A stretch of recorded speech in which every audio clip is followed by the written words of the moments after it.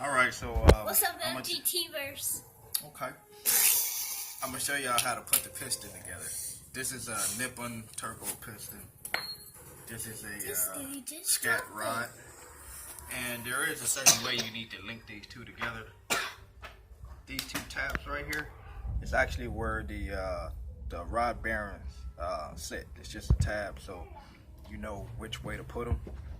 That needs to face the exhaust side. So wherever your exhaust manifold is, when you put this in the engine, it goes on that side. Also, with the piston, you have marking that say IN, and you also have an arrow. So you got IN and the arrow. With Nippon pistons, the arrow faces towards the timing belt, and this IN, I believe it stands for intake, meaning that this side of the piston face the intake manifold or the intake of the engine, the intake valves. So what you want to do is, if I'm facing my engine, the exhaust gonna be facing me. So as you can see, this is the wrong way. So I will have to spin it. So this is now facing the exhaust manifold, and this IN. If the engine facing me, your cylinder is 1, 2, 3, 4, going from right to left. So exhaust manifold, and then this is intake. So if the exhaust is facing me, then the intake is facing the windshield of the car. So that's how you want to link it up.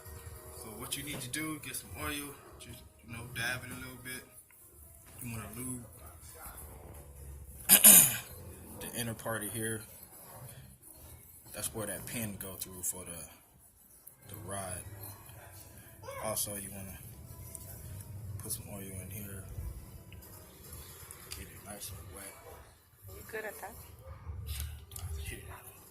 A little practice over the years. Shit, boing boing, man. So remember, IN face the intake valves, and the notches for the rod bearings face that exhaust. So you take it, you just sit it through the bottom. You want to kind of hold it, and then I messed up, y'all. You also want to lube this pin too, because I forgot that's what's gonna slide through. So you better be sure to lube this up. So I'm only using a little bit. Just put a little bit in the top, and it will slide through. So double check your work anytime you put it down. See, look, I picked it up, and it's facing the wrong way now. So I gotta rotate it, exhaust, and then check this intake, which is the opposite of exhaust. So you just wanna line it up in there, take this, and sometimes you gotta wiggle and push until it slide through.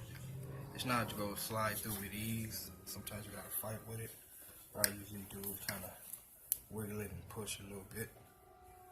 And as you see, it's fighting me. I have no idea why, but there we go.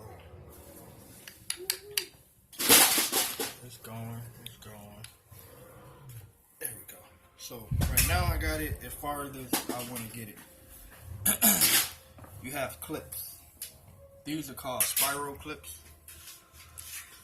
Sometimes you just have little C-clips. I think that's what they call them, but these are actual spirals. They're usually flat, but what you want to do, you want to open them up and expand them a little bit. And inside the piston, it's a groove that this needs to sit on. What I usually do is take this clip, take one of the ends, and just insert it in the groove.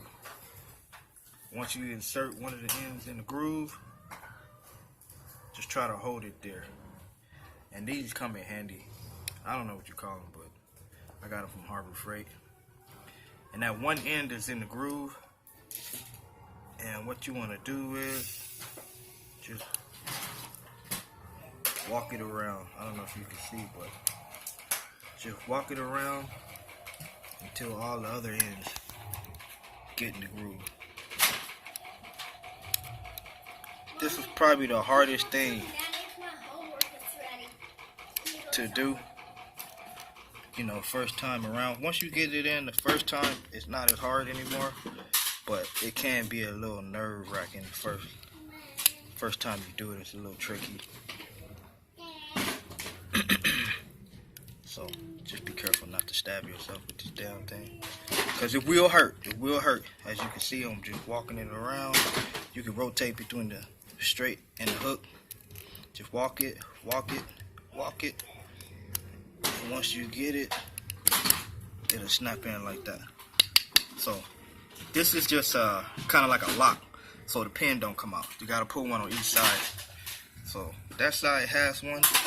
Then you wanna push the pin in until it press up against that side, and then it'll clear this side.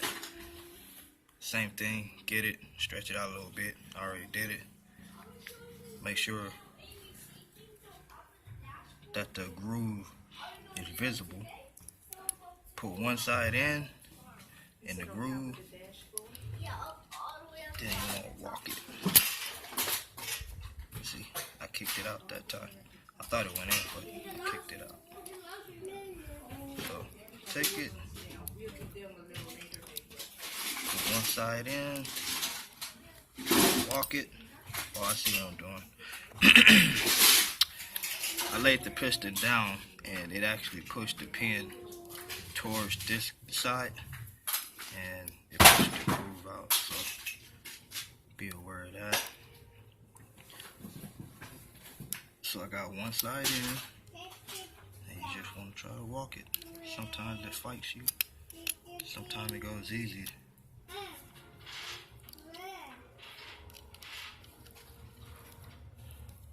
After you get the first one in, you'll kind of see the steps it takes. Then you'll have an idea. As you can see, this one is kicking my butt right now, between my hands being greasy. Go try it one more time. One side in. Try to walk it. And you can use your finger as kind of a guide, but just be careful because this little metal thing is real sharp. You slip off, you don't want to stab yourself. But as you can see, I walked it around. I'm still going around. I'm still going around. As you see, as you go around, it pushes it in. So it's in now. Now your piston is locked together with the rod. And just double check this side. I set it to how my car is parked outside. I know that the exhaust manifold is facing me, so that's why I got this facing me.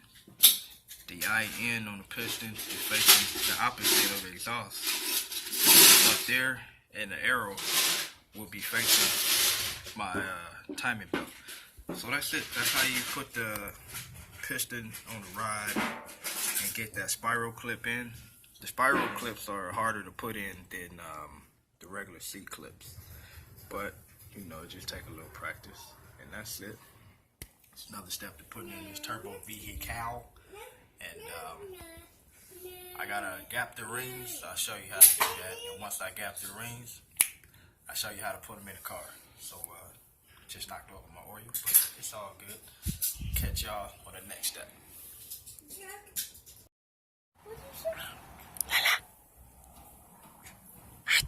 Oh my god, man, that hook is 70. Alright, so this is how you file your rings to get them to the right gap. Make sure whichever one you file, set it to whatever cylinder you go set it to. Hey guys. And put it on that same piston and write the number of the piston that it's gonna go in. Because just because you filed it to cylinder number 1, but you put it on the piston and put that piston in cylinder number 4, the measurements might not be the same. So make sure whichever one you did it in, you put it in that same cylinder. Well, anyway, you get your piston ring, you sit it in with the gap facing up, and then you just lay it over. And what you want to do, you want to get another piston just to push it down to kind of get it squared up. And then you check the gap with a filler gauge. Mine is already done. I did it. I put mine to 23 for the top ring, the first ring.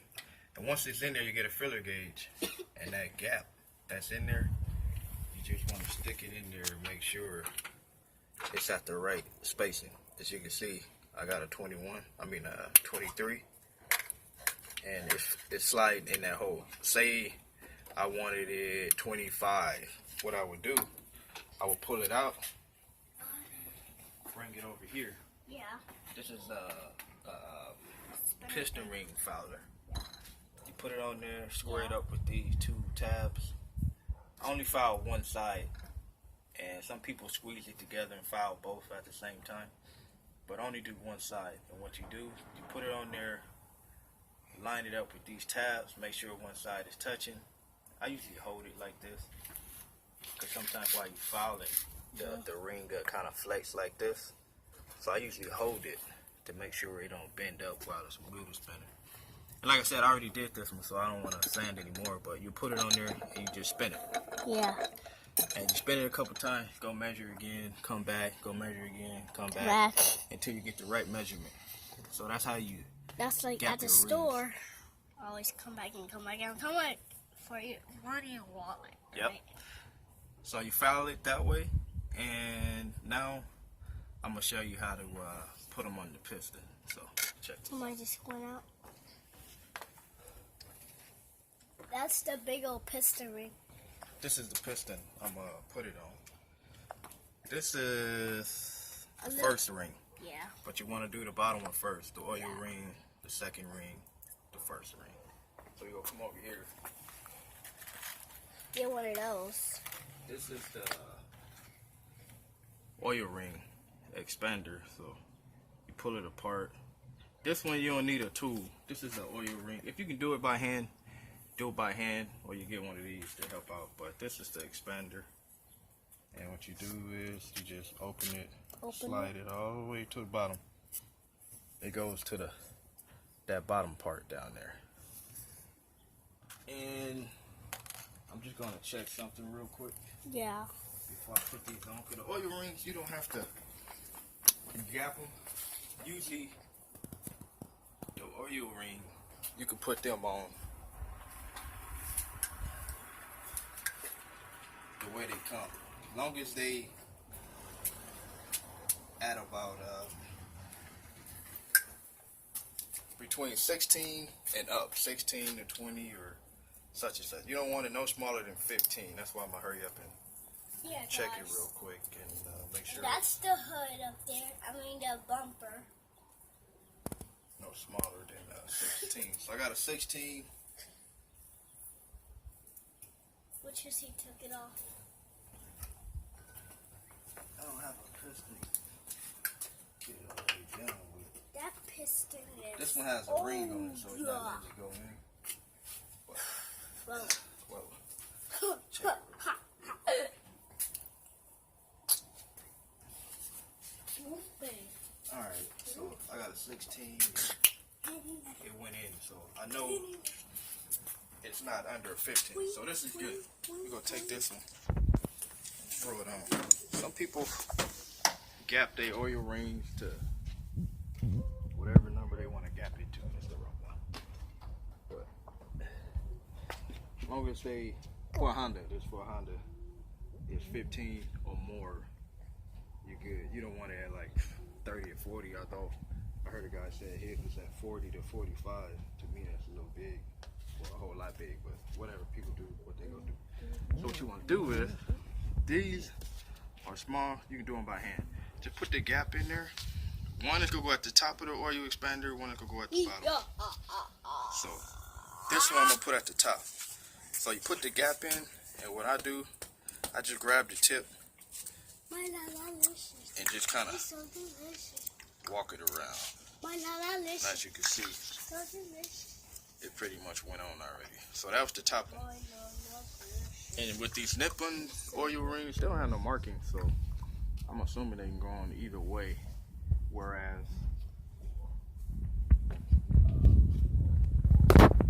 stop. Nice. Oh, all right.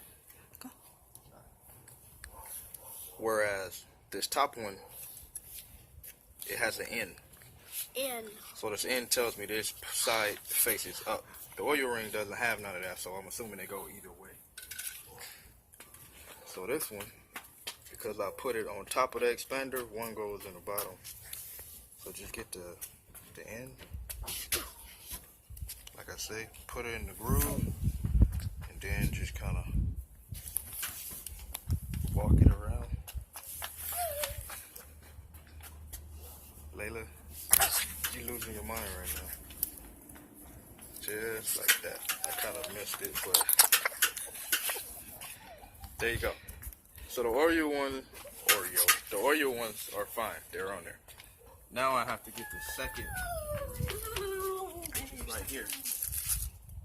This is the second ring. It's the biggest or the thickest ring out of all of them. And as you can see, it has an end and it says top. These don't have none of that. So you take them, put it in the expander.